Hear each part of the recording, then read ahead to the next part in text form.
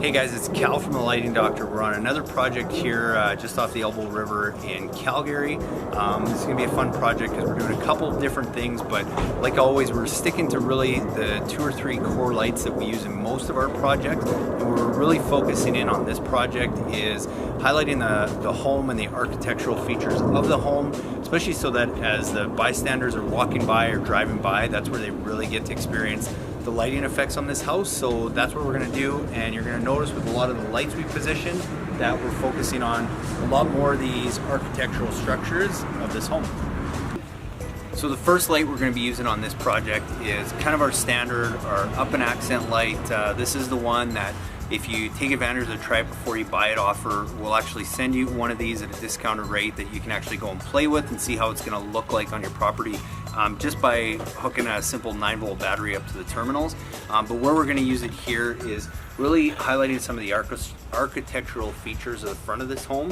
So they've got some beautiful stonework, and we're going to be putting these at the base of all these pillars. There's about 6 or 8 of them on the property, and a good tip is anytime you can hide the fixture behind a bush, a shrub, a rock or anything, it's a great way to do it because again you want to see the effect and not necessarily the actual fixture. So we're going to place this just behind the plant. You don't want to have it too close to the building because otherwise you create a big hot spot. So we are about 12 to 18 inches back because we just want to make sure we get that light all the way to the top. So that's going to be our first use of this light, and then we're also going to be lighting up some trees as well.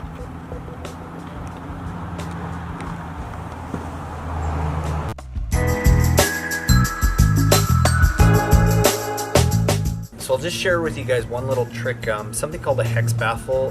Where we use these is just to deflect the glare off the uplight. So sometimes if you have an uplight like this that's close to an area where people are going to be walking, it's not necessarily going to be pointing in their face or in their eyes or anything, but just to help keep that light a little bit more concentrated when they're looking at it from an angle. We're using something called a Hex Baffle. It basically just slides underneath the cap of your light.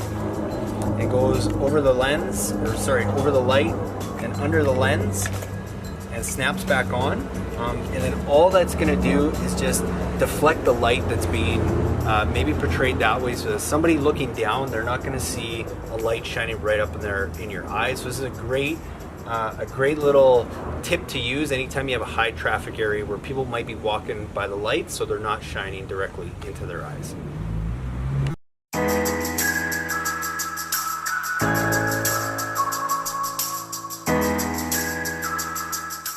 So the next use of our uplight is going to be the traditional style where we're using it to accent a tree. And I often get asked, well, how many lights should I use on each tree?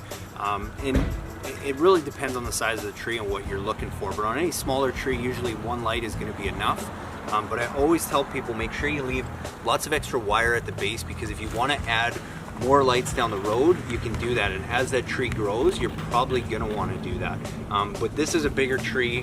We've got a multi-branch tree here with a couple big stems, so we're going to use 2 lights. We're going to use one on this side and one on the other side, and we're going to focus it up on these trunks and try and get it all the way to the upper part of the canopy. And anytime you've got a tree that has multiple stems, multiple trunks, you're definitely going to want to use more than one light. And the bigger the tree, I mean, oftentimes 3-4 lights is not overdoing it. If it's a really important featured tree, I think the more lights you can get on it to get the canopy and the trunks really highlighted well is going to make a big effect in your landscape.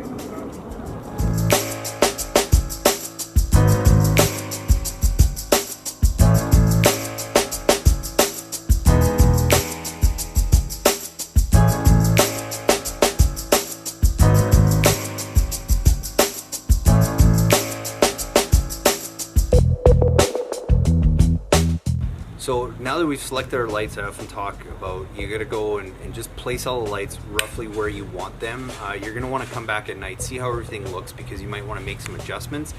But usually I'll go around and just do that. Just dig a small hole, place the lights, get them set where I think I want them, and leave lots of room, because The other thing I always suggest is leave lots of extra wire at every single fixture so that if you do need to move them, you're not having to cut wires. You can just move the light around and you've got lots of wire to play with. And the other reason you want to dig that big hole is because then you can easily hide that wire and bury it nice and snug when you're all done. So it's really the first step is placing your lights, laying out the wire, and then going to get everything wired up, which I'll show you how we do now. So we are using a couple path lights on this project. One area we're going to use them is just to kind of create some balance in between. We're lighting up some of the architectural stone pillars on the front of the house, and then in between we're throwing a couple path lights from place to place, just so as you're looking at it from the street or the sidewalk, there's a nice balance of light between the uplights on the pillars and then some of the garden lighting that's going to be down below. So that's primarily where we're going to be using path lights in this area. And as always, we try and use as few as possible unless it makes sense.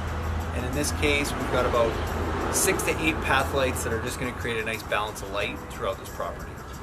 This? Yeah, so when it comes time to burying your wire, just creating a simple trench. Again, you don't have to go super deep because it's just low voltage wire, but just making your life a little easier by creating a trench. If you can get a tool, something like this, works really well to help push that wire down nice and deep into the ground. And then if you need to, just as an extra measure, just some landscape staples is not a bad idea to throw on the wire in a couple different places just to make sure it doesn't come up, because if you go and put mulch down on this at a later date and you're raking that in, sometimes you can snag the wire. A simple landscape staple will help keep that wire down so that you're not pulling up those wires. The advantage is if you're using good connectors, you don't have to worry about those pulling apart anyway, but if you want to help keep that wire buried, landscape staples is a really easy way to do that.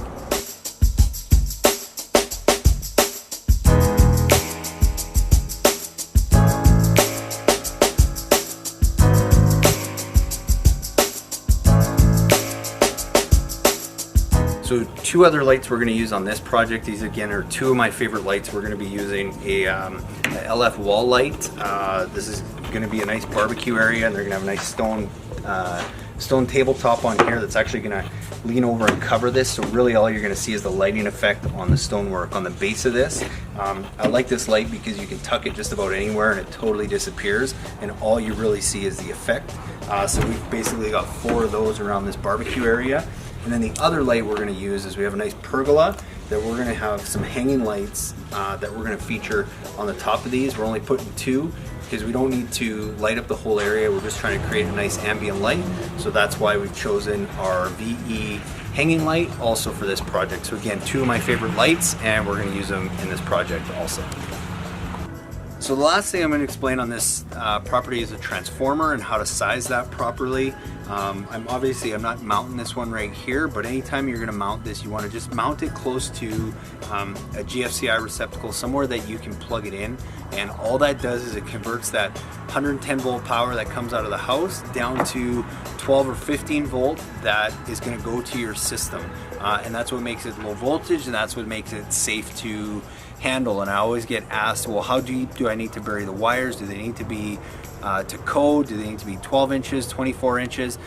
And because it's low voltage, really they only got to be deep enough that you're not going to be digging them up. If a dog bit into him and chewed on your wire, he's barely even going to feel anything. So there is really no regulations in our area anyway as to how deep you have to bury those, because that wire does get converted into very safe 12 volt as it is in the ground. So how we select our transformer is based on wattage. So for example, this is a 150 watt transformer from FX Luminaire, and the way we've determined this one is pretty simple. We have approximately 30 lights on this property, and each of those lights averages just over 4 watts. So 30 times 4 is 120. So we're only using 120 watts, or only require 120 watts for this project. But you always want to size your transformer approximately 20% higher, just to cure any inefficiencies or anything like that, and give a little bit of extra room also if you ever want to add on down the road. So 150 watt transformer will easily handle our load of lights. And the other reason I like this one too is this actually has a 15 volt tap here. So if you watch a lot of old videos on YouTube about landscape lighting, they talk a lot about voltage drop. That's because most of those landscapers and those designers are using halogen fixtures. If you're getting a quote for a system and somebody's still quoting you on a halogen fixture, I would run for the hills, because they're really just trying to sell you a cheaper system. It doesn't make any sense nowadays with LED. And the reason that we can run 30 lights on one transformer is because LED uses so much less power. You might save money on the fixtures by going the halogen route, but then you're gonna have to get a massive transformer to run that, and you gotta be really careful on how you run the wire and voltage drop and all those types of things. What I'm telling you is that if you choose a transformer like this that has a 15 volt tap, you can run 20 to 30 lights off of this transformer, upwards of 300 plus feet of wire out, without ever having to worry about enough voltage drop, because a good quality fixture is going to run even if it only gets 9 volts on it. A crappy quality fixture is not going to, but if you get a good one, they're all designed to run between 9 and 10 volts, which means you can lose a lot of power along the way, and that light is still going to run properly. So another reason why you don't want to skimp on a fixture, because it is going to cause you more problems down the road. And then to run this, there's a couple ways you can do that. The way I like is just by adding something called an astronomic timer that basically uses sunrise and sunset to program everything and turn your lights on and off. Or the other option is to make this go Wi-Fi by using our Weon Wi-Fi transformer, which you can easily make this a Wi-Fi transformer now that you can operate from anywhere.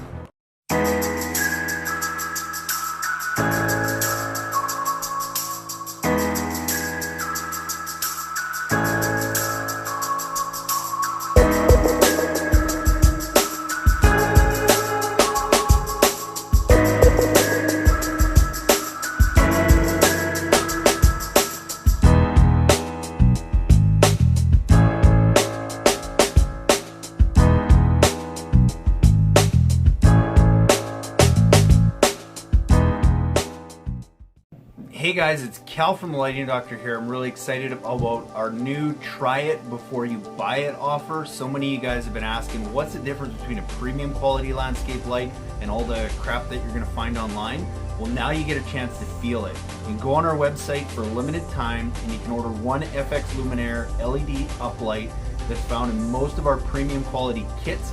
We're gonna send it to you for free shipping. You buy it at a discounted rate and keep it for 14 days. And if you don't love it, you send it back to us and you get a full refund. If you do, you keep it and you get it at that discounted rate.